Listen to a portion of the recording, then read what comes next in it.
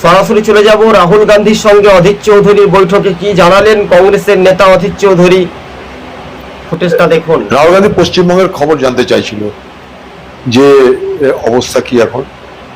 তাই বললাম পশ্চিমবঙ্গের অবস্থা এরকম যে সেখানটায় সরকার পরিবর্তন হয়েছে, মানুষের ক্রোধ, তাদের অভিযোগ, সমস্ত যারা আগে সরকার চালিয়েছিল তাদের নেতাদের উপরে নানাভাবে সেগুলো প্রতিফলিত হচ্ছে।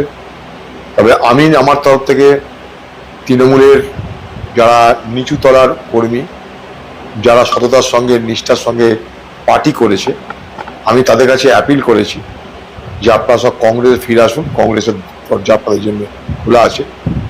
কারণ তৃণমূল কংগ্রেসের একটা অফশুট, কংগ্রেস থেকেই তৈরি হয়েছে। তাই আমি তাদেরকে, কংগ্রেসকে তৃণমূলের গার্বেজ হিপের কথা বলিনি, তৃণমূলে যত আবর্জনা জড়ো করবার জন্য বলিনি, কিন্তু যারা নিচতলার কংগ্রেস তৃণমূলের কর্মী আছে, যারা সততার সঙ্গে পার্টিটা করে এখন বুঝতে যে ঠকে গেলাম, তাদেরকে আহ্বান জানিয়েছি, এটা আমি বলেছি। আর আগামী দিনে আমাদের জন্য, কংগ্রেসের জন্য পশ্চিমবঙ্গে নিশ্চয়ই আমরা একটা জায়গা পেতে চলেছি। এই জায়গা আমরা পাবো।